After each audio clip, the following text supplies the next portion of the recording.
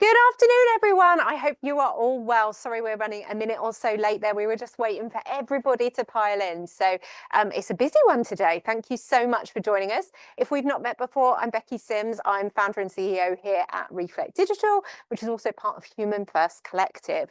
And we are here today to talk about why there, the psychology of search behavior.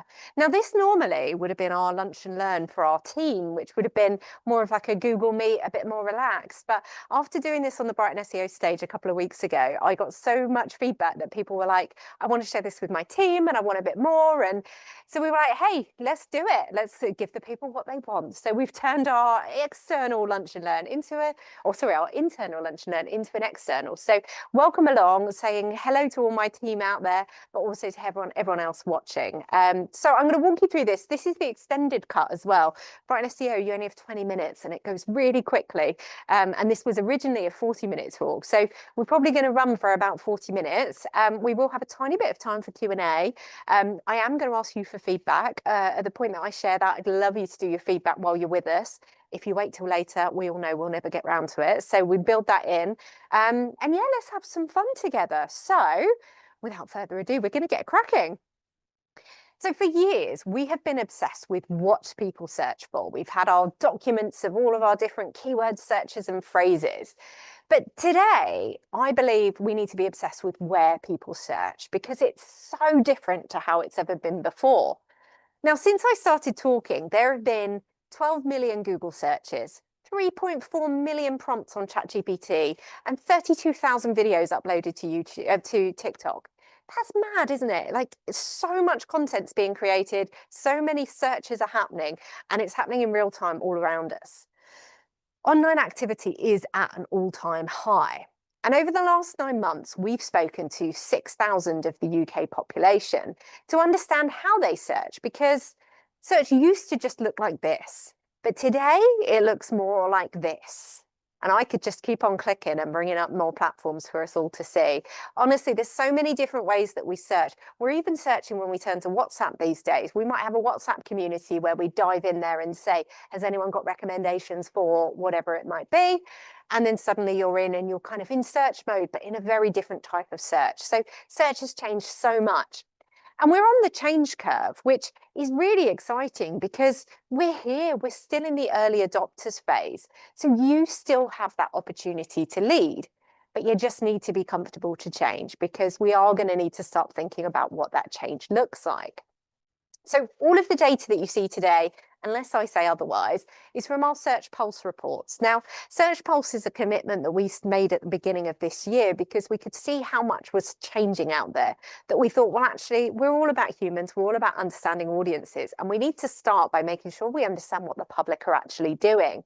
Because we over-index, don't we? If we work in marketing, you probably have all been using AI and things like ChatGPT for a long time now, but actually it's not necessarily the same for the general public. So we, every quarter, are talking to the general public to understand what's changing. And we're bringing that to you via this report. And also we've got an AI agent alongside the report where you can ask it questions and understand the data more.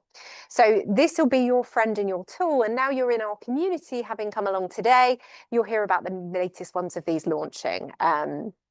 So what I'm going to give you today, I'm going to give you the context. I'm going to tell you what is happening out there. I'm going to share the insights, so the human angle that will guide your approach. And I'm going to give you a recipe. There is no one size fits all answer. So I am going to send you away with homework. I do apologize for that, but I can't give you all the answers. You've got to then go and do some of this work yourselves. But hopefully you'll have a recipe that makes it clear that you know what kind of homework you need to go and do. So if that sounds good, we're going to get started.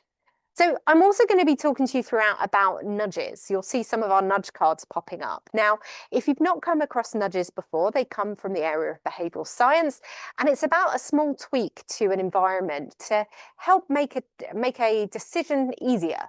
Well, it's not about changing the decision process. It's not about tricking people into making something happen, but it's about understanding how our brains are wired and the heuristics that are built into how we think and making it easier for us to process and make decisions. So you'll see these as we go through.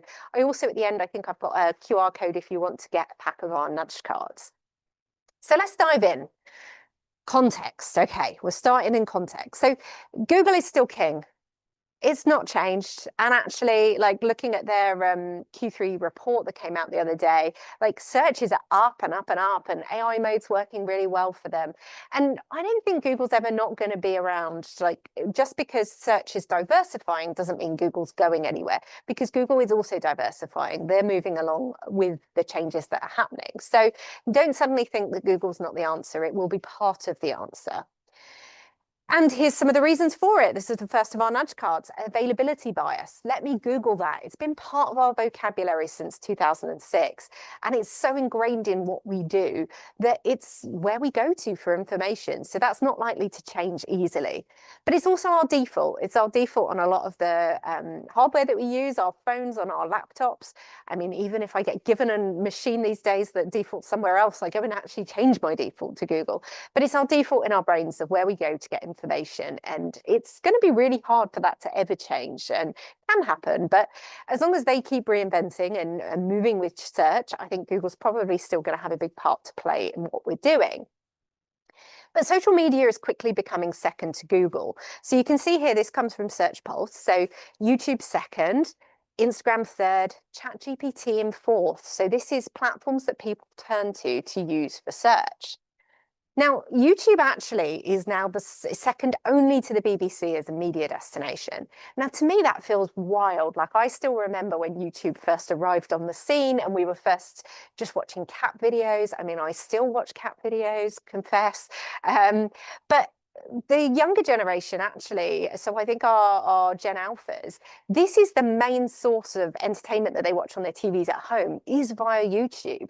And actually for our over 60s, their usage has doubled over the last couple of years. So YouTube's huge and definitely something you shouldn't be forgetting as part of a strategy, even if it doesn't feel naturally like the lead in your strategy. But we've also seen two key factors that influence platform choice when we're thinking about AI. So this is thinking about the LLMs and things like ChatGPT and Perplexity and things like that that people might now be turning to for search. Now, the first factor won't surprise anyone, is age. So behavior is changing. Those under 44 are likely to be using 5 platforms as an average when they're on their search journey. But actually, if you look at this data, even for our 65s and over, they're using 2 platforms. So they're not just going to one place, they're going to multiple places. And this gives us a great opportunity to take advantage of the mirror exposure effect. Now, this comes from the world of psychology and behavioral science. And it's this idea that actually people develop a preference for things, people, or ideas simply because they become more familiar with them based on repeated exposure. So actually, the fact that people are going to lots of different places as part of their search journey is brilliant for us, because it means if we can be in those places, we're helping build that relationship and that familiarity. That means that they're more likely to want to buy from us. So it's a good reason why diversifying our strategy is important. Now, factor 2, I've put here currently. So it's currently occupation. Now, this has got a shelf life on it, but we asked all of our respondents whether they were using AI to search, and we also asked them what sectors they worked in. So for people that are using AI to search, these were our 3 top sectors that people were working in. So not surprising, IT, research and analysis, business and consulting, and management. So these are all jobs where you're likely to be sat at a desk, using your laptop a lot, using looking at lots of different data, etc. And in a sector where AI is starting to disrupt more so. On the flip side, for those that are not using AI to search, these were the top sectors that they work in. So again, unsurprisingly, performing arts, they're probably not needing to be sat at a laptop and needing to search and research things. Law enforcement and publishing and journalism, that we know they're not so keen at the moment on AI. They're seeing obviously how it's disrupting their space in not such a good way with lots of AI generated content out there. So really interesting to see the 2 flips there, that you can see that occupation does make a difference. But obviously, remembering the change curve I showed earlier, this is going to drop over time. How much occupation does tell us as to whether people are using AI to search, because as people become more familiar, and exposure being a key part of the change curve, then actually it won't make a difference, because everyone will be using it. Same as everyone uses Google now. It doesn't matter. You don't have to work in IT to be using Google. Everyone uses it. So This will change over time, but right now it might be something that you want to look at in how you slice your audience if you're thinking about being found via any of the AI tools. So let's dive into some of the insight. So for businesses, the stakes are really high. And they are really high right now. If this isn't something that's being talked about in boardrooms in your businesses by the most senior people, and you rely on the internet and people searching for finding your business and buying your services, then you need to go and tell them they should watch this back. To be fair, one of the best compliments I heard after my Brighton SEO talk a couple of weeks ago was someone messaged me on the Monday morning saying your talk was part of our board meeting. Like, we changed our agenda because we're not thinking about this enough. So if that's you, go away and do that from today. Go and have those conversations because the stakes are really high. Who remembers Nokia? Who's got a Nokia phone out there? Obviously, I can't see you, but I did ask this in the main auditorium at Brighton SEO, and you could have heard a pin drop. No one is using Nokia as their phone these days because they were at a time where things were being disrupted. People were starting to move towards the iPhone, and suddenly this new cool tool was out there, and they kind of stuck to their guns a little bit. And then they are no more. I mean, they are still a business and they still do things behind the scenes, and they're probably powering some of the things we use today, but they're not the phone that everybody has in their pockets, like the iPhone and subsequently some of the Google products, etc., have become. So you don't want to be a Nokia. You don't want to be forgotten. You don't want to not be able to be found. So if your audience journey looks something like this, and this could be our under 44 person across 5 different platforms, but if you're only visible here on Google, then you're missing out. You're missing out a huge amount of opportunity. You're missing out the chance to build a relationship. You're missing out the chance to capture intent. So obviously one of the things as someone's on the journey, we see what content they're looking at, we see what pages they're spending time on, and we can capture that alongside a cookie, alongside an email address, and we can use that to our advantage to show them the next most important message in the marketing journey. So we miss the chance to shape the narrative. If we don't know, because they haven't been doing that on our site, they've been doing their research on somebody else's site, then we miss that opportunity. And you miss the chance to put the odds in your favor. And at the end of the day, as marketers, that's all we can ever ask that we're doing. We can't force people to buy our products. We can't force them to complete the checkout or fill the form in. But we can put the odds in our favor by making it much more likely that they're going to buy from us by being in the right place at the right time and building that relationship and giving them the content they're looking for. So remember the mere exposure effect. Obviously, this is all part of that, building that familiarity. And it's such a great reason why, if you can be on that journey with them and you can be the one helping them with the right information in all the right channels, it's going to make it much better for you. But to get this right, you've got to understand your audience. And users have more platform choice than they have ever had before. So there is this piece around choice overload. Like, actually, it's really hard for them to decide. And paralysis means that they're probably going to be sticking with what they know and going to the platforms that they're used to. So we need to understand where those places are that they're hanging out. Where are they going for information? And users are able to obtain information in so many different ways compared to what they were able to previously. And we're really complicated. I know we don't like to think of ourselves as that complicated, but we are. So there's lots of different biases built into us and how we think. So some people will be turning up to search with confirmation bias. They will be thinking, does anyone else agree with me? They'll be out there looking for information that matches what they're already thinking. Other people will be turning up thinking about the messenger effect, albeit not knowingly. They'll be looking at who's saying what and what do my trusted sources say, because they'll be evaluating the information based on the source and where it comes from. And then there'll be some other people turning up from a social proof perspective, thinking, well, what do other people like me think? Because they'll be trying to make sure that others agree this is a good idea and feel it's the right thing to help them make their decision. So you've got different biases there that might already be in their mind unknowingly when they're turning to search. And platform choice is both emotional and cognitive. So if you've not come across System 1 versus System 2 before, then I really would recommend that you read Daniel Kahneman's book, Thinking Fast and Slow. It's a brilliant book, but he talks about how we have 2 different systems of thinking. So we've got our fast and intuitive System 1, and we've got our slow and rational System 2. Now, if we were to relate this to platforms, we could say that this is system one is our TikToks and our Instagrams. And system two is when we're going to delve into a feed of info. We're going to go into Reddit, or we might be diving through some reviews on TripAdvisor. It's the quick dopamine hits versus the slow deliberation and reassurance. System one, we don't really know we've done it. It's just happening. System two, we're being really intentional about it. Which then the platforms can become mental shortcuts for different jobs. So it might be that inspiration, and I'm sticking with the same platforms here, but obviously there's more platforms out there, but it might be inspiration is more your TikTok and Instagram, but validation is where you then go into more of the user-generated content sitting in Reddit and TripAdvisor to see what's happening and being said there. So we've tried to simplify the complexity to make it actionable. Now, we've got different internal ways of making decisions. So on one hand, we've got the emotional side, and on the other side, we've got our rational, our logic-based side. Now, as humans, we like to think that our decision-making sits more in that rational space, but we are extremely emotional creatures. A lot of what we do is driven by emotion. So then on another axis, we could say that there's different influences that are affecting our choices. So on one side here, we've got external, what are others around us saying, what others might think about the choices we're making, all of those things that go into making decisions.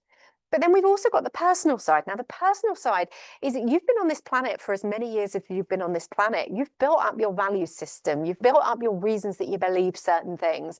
And that's going to make a huge difference in how you go about the way that you find information and how you decide on the information you see. So there's a real personal side to it as well. So that's also being weighed up. So we've put this into a quadrant for you, our 4 human drivers of search behavior. And I'm going to quickly walk you around the quadrants. So top left, which is external and emotional, we've got crowdsourcing. So this is that we're out there looking to find what others are doing. We want to follow trends. We want to feel part of a wider community and a wider conversation that's going on. Top right, which is emotional and personal, we're taste tuning at this point. So we're out there to discover content that fits one's personal tastes. It's about the aesthetic or our aspirational identity. We're looking for things that match us already and match what we're expecting to see. Then bottom left, which is external and rational, we've got fact finding. We're out searching to find accurate, comprehensive information and ideally unbiased to help us make the decisions we need to make. And then bottom right is rational and personal, and this is habit driven, or also I've been calling this kind of more your autopilot. This is, we're just looking to shortcut the process. We're going with what we know, which for many will probably be Google, but whatever route is makes sense to us to go and find what we're looking for. And we're just trying to get to the information. We're not so worried about it falling into any of the other categories. It's just I'm searching for that information. So these are the different human drivers that are going on. And when we consider this with platforms, this currently maps like this. Now, this is from our search pulse data. So this is from what humans are telling us about how they search and why they choose different platforms. So you can see you've got your social sitting across a lot of the emotional and personal, but also going into external and a bit rational with Reddit there. We've got specialist AI versus mainstream AI down there in the more external rational and very much sitting in rational for mainstream AI. So when we're hunting for facts and information. And then search engines sitting in that habit-driven autopilot space where we know search engines so well, and that tends to be where we go when we're just from a habit perspective thinking about how to get the information we need. Now, I expect these things to move around. I also expect that if you did this for your audience, it might look different. This is a random subset of the UK population that gave us this data. I think looking at this personally for your audience might give you a slightly different skew based on what it is that they're thinking about when they're searching for your product or service. So these aren't set in stone, but it's to give you an idea and to get you thinking. And I've got some content ideas that are going to help you with this. So, as you'll have seen, channels cluster naturally to serve different jobs to be done. And I think the really important message here is you can't force one channel to do everything. Instagram can't taste tune for you, but also be crowdsourcing and fact finding and be where they make their final decision. That's not going to happen. So if we look at it from kind of a quick spotlight point of view, Instagram very much falls into that emotive and personal space. People looking for inspiration, they're looking to be entertained, to be inspired. And it's very much their feed is curated around who they are and what they interact with. Whereas something like Reddit is much more external and rational. They're looking for facts. They want to see what other people are saying. They're digging deep into conversations that some of that's user generated, but also trying to find facts in there as well. So let's dive into the recipe. That just gives you a bit of an idea on the human behavior side of the drivers. So we now understand motivation and how that relates to platform. The big question then is what do you do about it? Because it's all well and good, Becky, oh, you've told us that, but now what do I do? How do I go and plan this? What do I do next?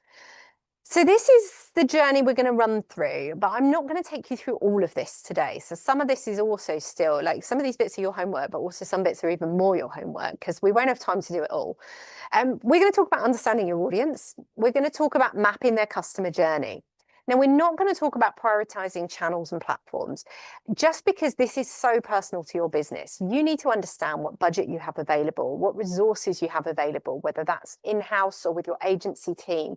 And you need to work out also what your competition are doing and where you sit currently. And so many things are going to feed into that and helping you work out how to prioritize. That's a really personal thing that needs to happen. But it's a really important step because just because we're saying that search is happening in all these different places now, doesn't mean after today you have to go and be in all of these places. If you don't have the budget or resource to be able to do that properly and do it well, then please don't take that as the message from today. Instead, you need to find where are the most important places that are going to turn the dial the most. And then you can build up more channels over time because it's better to be in the right places and do it really well than to try and be everywhere and do it really badly and not really be that visible. We are going to talk about planning the content format and the messenger side of things. This is a really important bit from today. And then lastly, test and learn. We're not going to talk about that, but please, like as marketers, that's one of our most important jobs is that we should be testing and learning. We have so much data available to us and we can test so many things today. That is really important that just because you follow my recipe and you might go and do your research, it still doesn't mean it's right. You've got to make sure that once it's out in the wild, we're testing what's working and we're learning from it and iterating over time. So test and learn is really important. So we're going to start with your audience. Now, you need to map your target segment to why they search, not just what they search for. And you will still need to know what they search for. That is still important. So we're not going to be done with keywords and phrases and thinking about how people search altogether. And actually, interestingly, I was on a session on Friday, the SEO office hours Friday session, which if you've not been to is really good fun. And we were talking about actually how do you map some of this stuff that's more like the LLM version of how people search and the big phrases people are searching for. And it is the same as keywords. We've got to find the kind of the themes that are running through and look at the topics. We're not going to be able to map how every single person searches because those queries are getting so long. It's really hard to know what every individual would type, but we can get the themes in there. So we still need to understand that. So how do you do this? Well, you're going to need a mix of qualitative and quantitative data. So qualitative is going to give you some of the thinking and some of the narratives and the stories. Quantitative is going to give you some of the numbers and the data that's going to help kind of back up your case. And this could be done in a variety of ways. And on screen, we've got some of our favorites. So we do a lot with surveys. We do a lot of social listening. What are people just out there saying? Data analytics, looking at the stories of what's happening in your data already, what that can tell us. And then things like focus groups is another great way. Now, this isn't all the ways. There are more ways, but these are some of our favorites. And remember, this is going to be different for different audience groups. So you're going to need to think about how you want to slice your audience up. So I would normally say that you should do this via motivation. And I still think I stand by that as being really important, because if we can group people by motivation, then we can think about what messages we're going to want to put in front of them that's going to align with what they're expecting to see. Because it doesn't matter if someone's 70 or they're 20, if they've got the same motivation to buy your product, their age doesn't come into it. I think the only thing that I'll caveat on motivation-led for this piece is if we're thinking about channels, just back to what I said at the start, that age does affect at the moment what channels people are using, and occupation is having that effect. So you might, depending on your business, you might need to think about slicing these audiences slightly differently, but you'll be the judge of that and working with whoever's going to help you with this, which is another point. I would say for this type of research, unless you have a background in doing research like this, I would really implore you to find some experts to help you, which obviously we can be those experts if you'd like us to be. This is what we do day in, day out. But even if it's not us, I would just say you need someone to help you with this. If you'd asked me 8 years ago, Becky, could you do this? I'd have said, yeah, we could do this. We're an agency, we get marketing, we could do this. Since bringing a behavioural science team into our business and building what we've built now from our robust ways of working, I know now we couldn't have done that very well previously. So I would just say it's really important that you've got someone that really understands how to ask the right questions, dive into the data and slice it up in the right way and get the right meaning from it, because this is going to be the basis for your strategy. So you want to get it right. So the aim is that you want to understand your audience behavior. Now, for example, you might find that they start by taste tuning. So they're in their own little Instagram or TikTok world, maybe, and they're seeing information that matches what they're already thinking about, but they're getting inspired. And then they move on to crowdsourcing. They've been inspired about something. Now they need to think, what are other people saying about it? Do other people say this brand's good? What does this brand stand for in the world? All those kind of questions. And then they might get onto fact finding. Okay, right, I'm quite clear I want to buy this now, but is this the best price out there? And is now the best time to buy it? Or does it fit whatever I'm expecting it to fit? Well, all of those kind of more fact finding questions. Or you might find that they start crowdsourcing. So great example, your washing machine's just broken at home. I thought mine had at the weekend. It hadn't. I don't know what happened, but it wasn't working. I may pull it all out. We put it back in, it's fine, it's working. But anyway, you might find that the washing machine's broken. So they're going to start crowdsourcing. They're not going to go to Instagram for that straight away. Instagram at that point probably hasn't listened enough to know to surf those ads. They're going to go crowdsourcing. Well, who says what about what are the best washing machines out there right now? Then once they've found the one that they think, right, I think it's this one, they're going to go off and fact find, right? Does it fit? Can I get it tomorrow because I need it urgently? And all those kind of important questions. And then they're probably going to turn into their autopilot habit-driven mode, and they're just going to go and buy it however they'd normally buy it. So turn to Google and search, right, this model now, best price, buy. And off they go. So you can see there's different types of journeys. So you're going to want to start to understand those journeys for your audience. And if you think of it along the marketing funnel, it might look a bit like this. So graph from earlier. So you might find that awareness and inspiration is happening in that top section. So this is our more social-led channels, and it's where they're being inspired. But it also might be consideration and belonging here. They might be already in a community and they're considering buying more or buying something different. They're sitting in that space. You've then got, they might turn to specialist AI or mainstream AI for decision and validation. So they might be asking more questions. And as much as this could also be some of the tools like ChatGPT, this also could just be AI mode on Google, but to help them get into that detailed information. And then finally, their action might happen on search engines where they just dive in and they make their decision and they buy in the place that they know where they want to buy. So that's what that might look like. So this needs to come from your audience, though. I know I keep saying it might, and this could change, etc. But that's because you've got to understand this for your audience. It is hard to take this as a high level. Search Pulse is there to give you some of that, but you need to be able to dive in and see what that looks like for your audience. So then you'll start to understand stories. So for example, I was recently with a brand filming for our Behind the Future podcast. And they told us something which I hadn't really considered. So they said that they'd found that Gen Z search on TikTok, but they validate on Instagram. So we normally, in that other data, I'm telling you that Instagram isn't normally for validation, but in this instance, they'd seen that happening. So this is, again, when you need to find your stories and your reality for your audience. So to me, that feels wild. They've searched on TikTok and they're validating on Instagram. Like, that's not how I would do it, but I'm not necessarily your audience. So we have to find our own audiences. But also from some of our Search Pulse data, we found that people were moving, for example, from habit-driven to fact-finding to get clarity. So they like to use Google more than ChatGPT, but if Google doesn't have the clear answer, they might then move into ChatGPT or something like that to delve in and try and get a bit more detail around it. Or habit-driven to crowdsourcing. So pretty much always go to Google, but in the first instance, but then they might go to Reddit or YouTube, and that might even be from Google that they're diving into that type of content to then work out, is it the right thing they're seeing, and ask the other questions they want to ask. Or then also in the process of doing our latest search pulse, the team found this. So someone's saying, does anyone else Google something and add Reddit at the end? And yeah, we've all done that, haven't we? Or I Google something and put YouTube at the end because I want the YouTube video. I mean, why didn't I just go to YouTube? Who knows? But I think we kind of, again, it's where we're habit driven, but we might be looking for other outcomes. So all those kind of stories are going to help you understand your audience.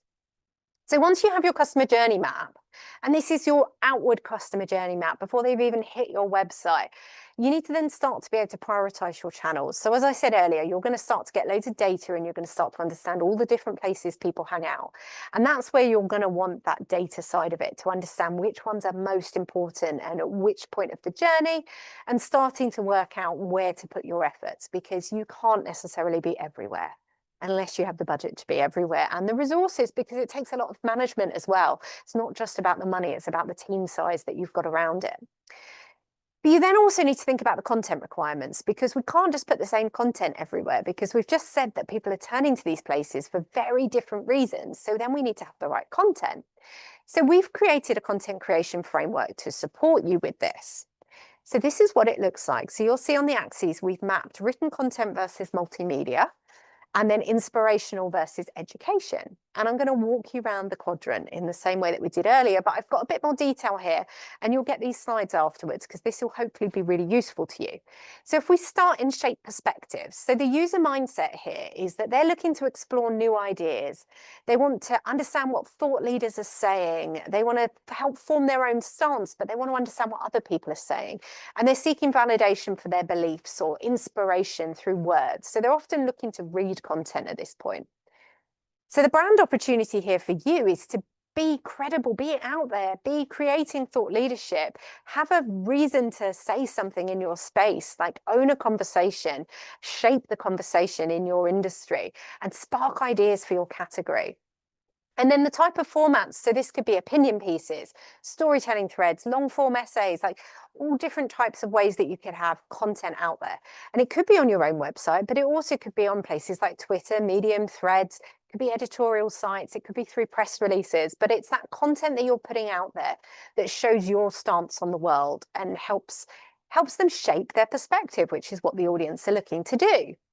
We then also have inspire and engage. So the user mindset here is they're looking to be inspired. They want to be entertained. They want to be emotionally moved. So they're seeking quick, visual, authentic stories that feel relatable. And they're wanting to connect with you as a brand. And they want this community to mirror who they are, which is what Instagram, TikTok do so well, don't they? We end up in our little echo chamber. But that's what the person's looking for at that point. So your brand opportunity is to build that emotional resonance and brand affinity, and using that storytelling to showcase your brand purpose and your personality, because if they're checking you out already, they obviously believe and care about your brand and want to see that content. So you've got to keep it coming, make them feel part of something. And then the formats, short form video, UGC, behind the scenes, all this kind of content that shows you who you are and gets them to feel connected to you. And this is going to be your TikTok, your Instagram, your YouTube Shorts, Pinterest, places like that, very visual. So then bottom left, we've got inform and reassure. So this is written and educational. So user mindset here is they're looking for facts. They want detailed information. They're looking for validation as part of that search journey. They want clarity and depth, evidence. It's not about the emotion at this point. This is all about the facts and the information. And trust and authority is going to be really key here. The brand opportunity, you want to build trust through expertise, transparency, and data. So you've got to put that information out there in the world. You've got to back up your story, back up your information, and you want to position yourself as a safe, credible source of information. So formats here are going to be blogs, white papers, comparison guides, FAQs, and this is going to be things that they're going to find through Google, through specialist AI. It's going to be information that they're out there looking for specifically that guides them to you to have that information and for it to feel credible. And then bottom right is simplify and empower. So the mindset here is they're looking to learn a skill or understand how something works. They want step-by-step credible guidance in a format that's really easy to consume. So the brand opportunity here is to demonstrate your expertise and to drive action. So using content to simplify complexity and remove barriers to purchase. So this could look like your how-tos, your explainer videos, your demo webinars, things like that, LinkedIn Lives even. And that could be across YouTube, LinkedIn, it could be embedded into your website, all different ways, but it's all about helping educate them and inform them and helping them to understand, to feel empowered to make their decision. So I was just going to map this, what this might look like for the funnel. And again, I'm saying might because I think these things move around, but typically awareness and inspiration is going to be in that inspire and engage section. Consideration and belonging is going to be more in the shaping perspectives. And then decision and validation and action are going to sit across those bottom two, depending on whether they need to be educated to make their decision or whether they're just fact finding to be able to make their decision. So that was a lot. There's lots to think about there and lots of slides you can take away to go and kind of delve into and really start to think about your content. But you've also got to think about your messenger, because this is another lever that we have at our disposal to be able to use. So if we go back to the cognitive bias, the messenger, so some people are turning to search thinking about who is saying what and what do my trusted sources say. So we've got a chance to shape that for the audience. So you need to think about who should tell your story at different points of the customer journey. So for example, you have your own brand, you have your voice. So this is what you stand for and what you want to be remembered for. So you can put that out in the world. You've got user-generated content, UGC. This is their voice, what your audience is saying and sharing about you. Now, brands often think that they don't have much to control over this, but you absolutely do. You can create the environment for UGC. And actually, there was a brilliant post the other day from the team at Perfect Head, their marketing lead, talking about how they've really encouraged user-generated content and how it's really helped them. So I'd really recommend going and checking that out. But you definitely have some control over making user-generated content happen. We then have influencer, the trusted voice. So this is people who add credibility and humanize your brand story. So this is you finding who are the right people. And this doesn't have to be a celebrity with 10 million followers. This could be really small micro influencers, but thinking about when's the right time to use their voice. And then finally, we have the media, the amplified voice. So this is platforms and publications that extend your reach and your authority. So again, this might be paid for things, but it also might come through doing PR and actually being found to be saying the right things. And again, coming back to that, having a stance in your marketplace that means that people want to cover what you're saying. So you've got 4 different levers there that you can think about.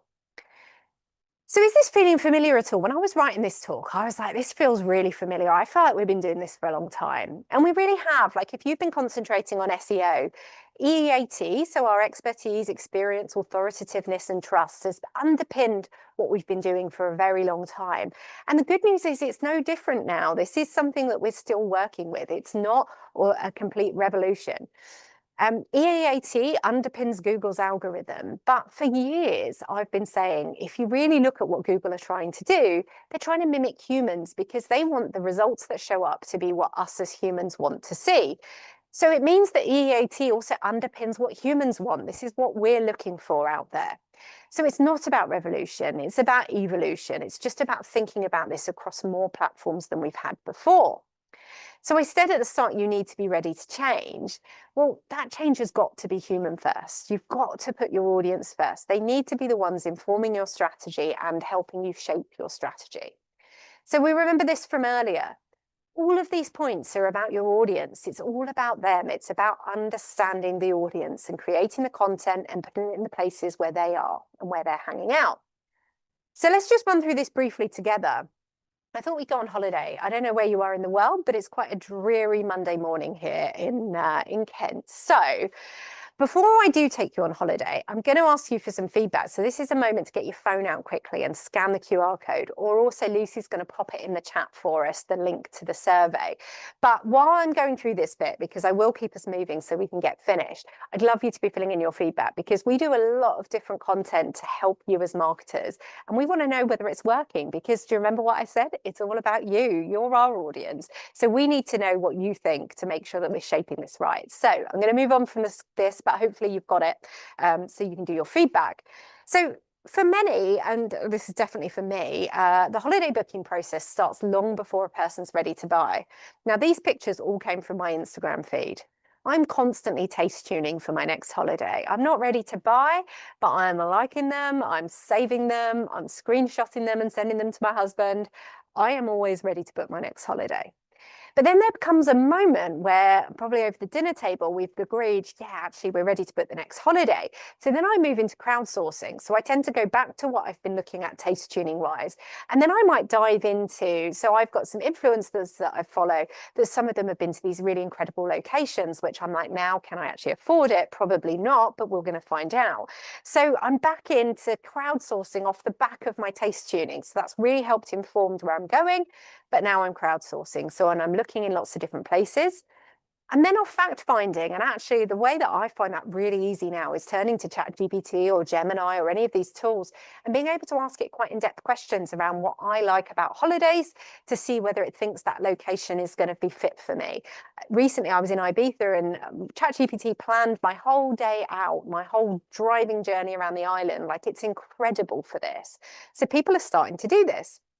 But then finally, I'm ready to make a decision. So I've decided I'm going to book this place. I still don't think I can afford it, but I've made that decision. Habit driven, I'm in Google and I'm asking it, where can I get the best price? And I'm off making my decision. So this process has seen me go through a social platform, a review website, search engines. I've been on the LLMs. I've been in all different places making this decision. And you can see some of those platforms here.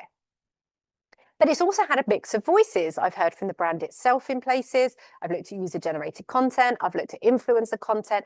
I've also looked at media-led content to help me make that decision. So we haven't stopped Googling and we're not stopping Googling. We're just diversifying it. Search has evolved and we're doing it in lots of different ways. And to get this right, you've got to meet your customer where they are, because with the content they expect to see, that's what they're looking to see. We've got to meet them with what they're expecting. So before anyone asks, SEO isn't dead, but it is evolving, it's changing. But the fundamentals are going to be the same. We just need to think about it in a slightly different way. So it means your strategy needs to evolve to keep up. So today we've covered audience insight, why they search, journey mapping, where they search, content strategy, how to show up, and then the messenger mix, who should say what. And these are all powerful things. Now, I'm aware I've given you lots of homework, but hopefully the slides are going to help you with that. So if you follow this recipe, you're going to put the odds in your favor to meet your customer in the right place at the right time with the right message. Human first marketing to me means designing for behavior, not algorithms. So I mentioned at the start, if you download our Search Pulse report from the Search Pulse website, you'll be able to then get access to the AI agent. The AI agent is purely trained on what we've looked at from Search Pulse. So if it doesn't know the answer, it'll tell you it doesn't know the answer. But it should be able to help you formulate some of the things you're looking at. And like our latest report was 60 pages. That's a lot to digest and understand. So this gives you a way of being able to kind of dive in and ask questions. I promised you as well that I'd give you some more links. So you've got the link to connect with me. I'd love to connect with you on LinkedIn if we haven't already. You can download the reports. So that middle one's going to take you to the Search Pulse site. And if you want a pack of our nudge cards, you do have to book a meeting with us. But that page will tell you more about what they are, how they work. And if you'd like to, you can book a meeting.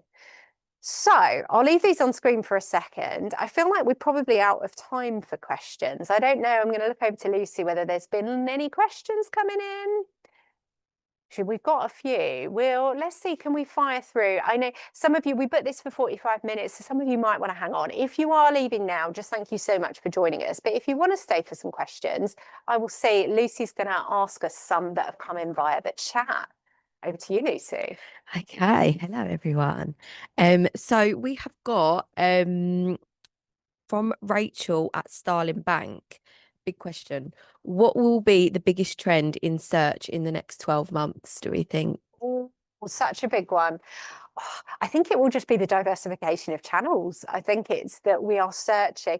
And to my point earlier about WhatsApp, and a friend of mine did a brilliant talk, Pieter at Brighton SEO, talking about actually how we can start to understand more about what's happening in WhatsApp, and some really clever ways of, through log file analysis. So not overly accessible for everyone to be able to do, but actually how you can find that people are talking about your brand and that advocacy and them sharing. Like, we're constantly wired to be searching now in so many different formats. So I think the biggest trend is going to be that diversification, that we are searching in so many different places. So for brands, the opportunity is to understand that and to work out how to take advantage of it and be in the right place.